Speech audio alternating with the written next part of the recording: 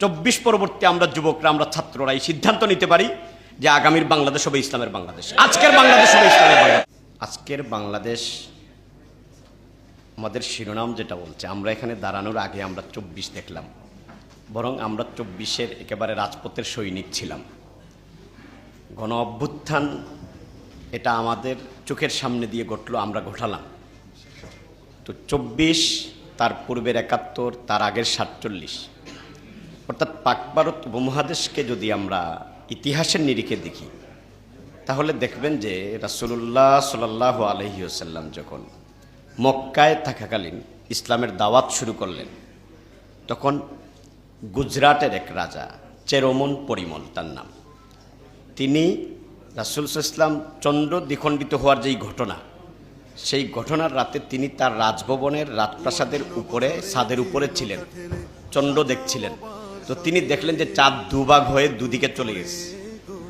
তিনি রাজ জ্যোতিষ্ক যারা ছিলেন এদেরকে একত্রিত করলেন যে এই ঘটনা কিভাবে সম্ভব, চাঁদ কিভাবে দ্বিখণ্ডিত হয়ে গেল। তো জ্যোতিষীরা তারা তাদের গবেষণা, বই পাঠ এসব করে তারা বলল যে আরবের মরুভূমিতে একজন নবীর আবির্ভাব ঘটছে এবং এই নবীর হাত ধরে এই চাঁদ দ্বিখণ্ডিত হওয়ার ঘটনা ঘটছে। চেরোমন পরিমল সেখান থেকে আরবে গেলেন, রাসূল সাল্লাল্লাহু আলাইহি ওয়াসাল্লামের হাতে ইসলাম কবুল করলেন এবং ইসলাম কবুল করে তিনি আবার তার রাজ্যের দিকে ফিরলেন। ফেরার পথে তিনি কেরালায় সম্ভবত সেখানে ইন্তেকাল করলেন। সেখানে এখনও চেরোমন পরিমল মসজিদ নামে এখানে মসজিদ আছে তার মাকবারার কাছে। তো ইসলামের সাথে ভারতবাসীর আমাদের সম্পর্কের সূচনাটা একেবারে রাসূলুল্লাহ সাল্লাল্লাহু আলাইহি ওয়াসাল্লামের হায়াতে জিন্দেগিতে থাকা অবস্থাতেই আমরা রাসূল সাল্লাল্লাহু আলাইহি ওয়াসাল্লামের উপস্থিতিতেই তার হাতে আমরা কালেমা পড়ছি। ইসলামের সম্পর্কের সূচনাটা তখন থেকেই। এরপরে ধারাবাহিক এখানে আরব ভূমি, আরব বণিকেরা ভারতে আসছেন, লঙ্কায় গেছেন, মালাবার পাকিস্তানের সীমান্ত এই সমুদ্র তীরবর্তী শহর, এখানে আরব বণিকেরা আসছেন।